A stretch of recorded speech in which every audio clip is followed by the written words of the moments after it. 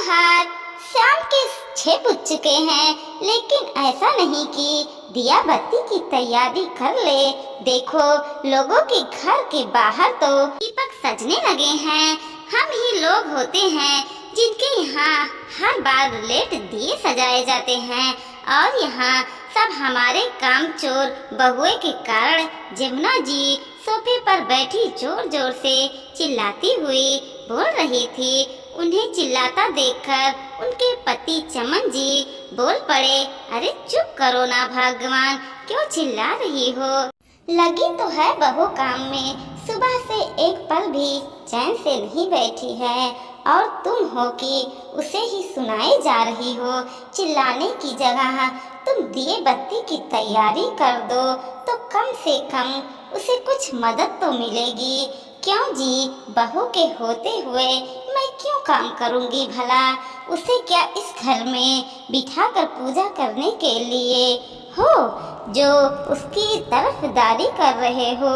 अगर मैं ना बोलूं तो इस घर में कोई काम भी नहीं होता।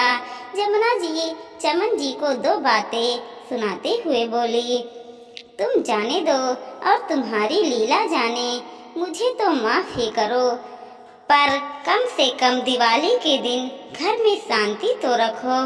कहकर चमन जी ने अपनी पत्नी जमुना जी के आगे हाथ जोड़ दिया और उठकर अपने कमरे में चले गए।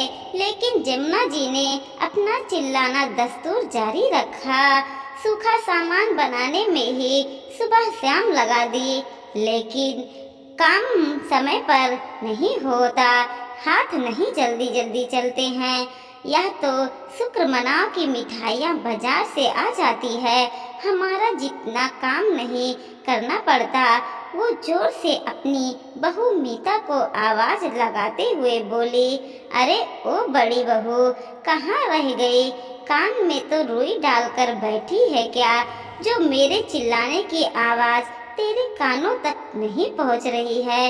इतने में मीतल अपने पल्लू से हाथों को साफ करते हुए रसोई से बाहर निकलकर आई और जमुना जी से बोली, जी मम्मी जी, कहिए, क्या कहिए? कब से आवाज लगा रही हूँ, तुझे सुनाई नहीं दे रहा है क्या? सारी दुनिया में दिए जल गए हैं, लेकिन हमारे घर में अभी तक कुछ भी नहीं हुआ। अरे कोई तैयारी है भी या नहीं? दिया बत्ती के तैयारी कर दी है माँ जी, अब दिए प्रज्वलित कर दो। हर बार का तमाशा है, कभी भी समय पर दिए नहीं जलते। धनतेरस के दिन ये हाल है तो दीपावली तो पता नहीं क्या होगा। पर बढ़ाती हुई जमुना जी सोफे पर से उठी और रसोई में जाकर दियों की थाली को पूजा थाल में ले आई। वहाँ दीप प्रज्वलित करके उन्हें मीता को आवाज लगाया, बहू दिए जला दिए हैं, अब जाकर उन्हें जगह जगह रख आओ और थोड़ा जल्दी हाथ चला, अभी तो रात के खाने की तैयारी भी नहीं होगी। फटाफट से खाना बना ले, तेरे देवर और देवरानी भी आते ही होंगे। मीता फटाफट दिए रखने चली गई।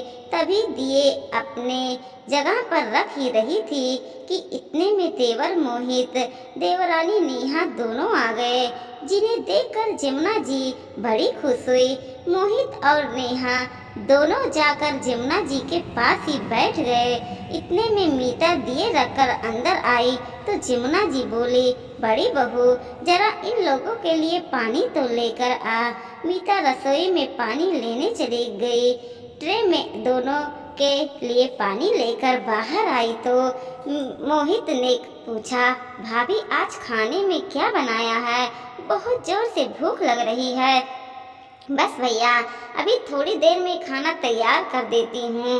हाँ, कब से कह रही हूँ इसे कि इसे खाना तो टाइम से बना दे, लेकिन नहीं, हाथ पैर तो हिलते ही नहीं है इसके। ऐसा आराम की जिंदगी की आदत हो गई है। अचानक जमुना जी बीच में ही बोली।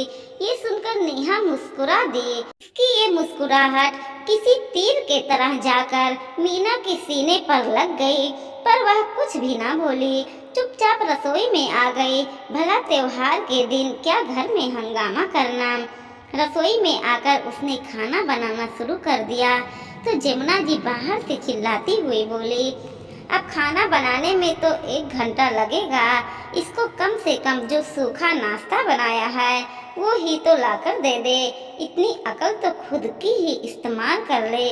मीता को बुरा लग रहा था पर बात पर जमुना जी उसे नीचा दिखा रही थी, वो भी देवर देवरानी के सामने जो उम्र में और पद में दोनों में ही उससे छोटे थे। बस बात सिर्फ इतनी है कि देवर की जॉब बाहर होने के कारण वो लोग सिर्फ तीज त्योहार पर ही यहाँ आते थे। इस कारण से जमुना जी के लाडले थे, जबकि बड़े बेटे बहू यहाँ उनके पास ही रहते थे। लेकिन बड़ी बहू को तो बिल्कुल भी कद्र नहीं थी। जमुना जी की आदत थी कि वो किसी के भी सामने मीता को कुछ भी सुना देती, खुद तो कोई काम नहीं करती और मीता के काम में भी बस कमी निकालती रहती। आज भी बिल्कुल बैठने का मौका ही नहीं मिला था, न ही दिन में आराम किया था। सुबह घर का काम करने के बाद दोपहर के खाने की तैयारी की और उसके साथ ही सूखा नाश्ता तैयार करना शुरू कर दिया। दिवाली का त्योहार नजदीक है, मेहमानों के लिए सूखा नाश्ता भी होना जरूरी है। बाजार से तो केवल मिठाइयाँ आएंगी, जमुना जी नाश्ता नहीं मंगवाने देती, इसलिए 2 तरह के नमकीन, मठरी, नमक पारे सब कुछ घर पे ही बने थे।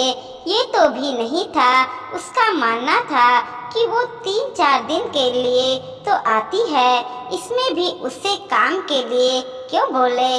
पर मीता का काम तो बढ़ा जाता था। पर दिवाली के दिन प्रिंस को बुखार चढ़ गया, अब तो मीता को छोड़ ही नहीं रहा था। जो काम समय पर होना चाहिए था उसमें भी तो देरी हो रही थी।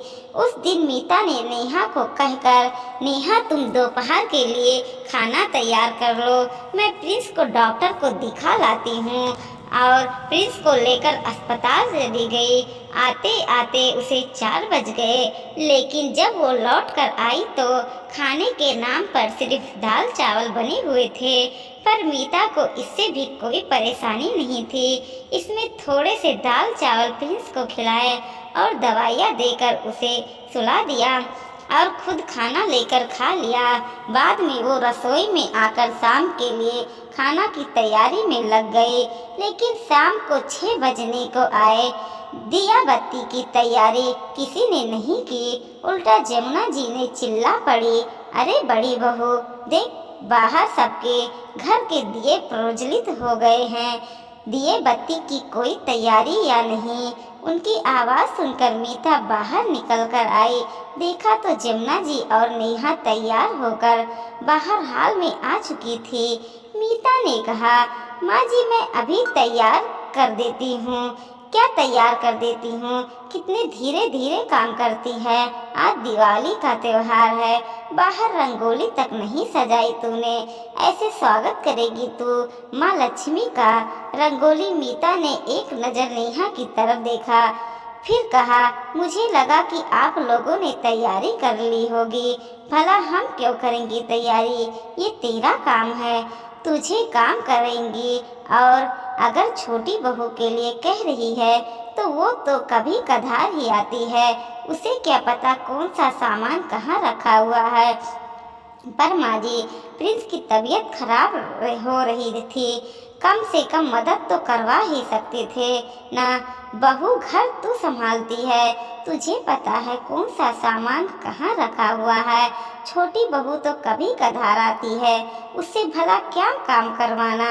और ये जबान लड़ाने से अच्छा है काम कर, पता नहीं कब दिया बत्ती की तैयारी करेगी और कब तैयार होगी।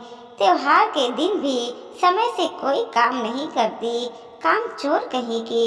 जमुना जी मन में आ रहा था, वो सुनाए जा रही थी और नेहा मंद मंद मुस्कुराए जा रही थी। पर आज मीता से बर्दाश्त नहीं हुआ तो वो बोली, माँ जी त्योहार सिर्फ देवरानी का तो नहीं, त्योहार तो मेरा भी है। आप पर काम सिर्फ मेरा क्यों, वो मेरी मदद क्यों नहीं करा सकती? जो भी तो इस घर की बहू है, उसका भी तो इस घर में दर्जा वही है जो मेरा है। फिर काम की सारी जिम्मेदारी मेरी ही क्यों? मीता इतना कुछ बोल गई जिसे सुनकर जमुना जी बुरा मान गई और गुस्से में आकर बोली, बड़ी बहू जबान संभाल कर बात करो। क्या त्योहार के दिन भी लड़ने का तैयार हो गई? दोनों बेटे और चमन जी वहीं खड़े थे। अब चमन जी से बर्दाश्त नहीं हुआ तो वो बोले, आखिर बहू गलत तो नहीं कह रही है? जब घर में दो बहुएं हैं तो दोनों को मिलकर काम करना चाहिए। एक ही की जिम्मेदारी क्यों? एक बहू तो घर का सारा काम करे और दूसरी मेहमान नवाजी बनकर आए, ये तो गलत है। और अगर ऐसा ही चलना है तो मेहमानों को दीपावली पर हमने तो न्योता नहीं दिया है कि हमारे घर पर आकर काम बढ़ाओ। सब अपने अपने घर दिवाली मनाओ। चमन जी के बोलते ही जमुना जी गुस्से से उसकी तरफ देखने लगी और कुछ बोलने को हुआ तो चमन जी ने हाथ दिखाकर उन्हें चुप रहने को कह दिया। अगर बाहर से आया हुआ बेटा बहू की इतनी पूछ है तो मैं बड़े बेटे बहू को भी बाहर जॉब करने की परमिशन दे देता हूँ। हम इस घर में हम दोनों अकेले ही रह लेंगे। चमन जी की इस बात का जमुना जी कोई जवाब नहीं दे पाई। बहू ने आज तक जवाब नहीं दिया। आज प्रिंस की तबीयत खराब है तो तुम सबको इसकी मिलकर मदद करवानी चाहिए थी।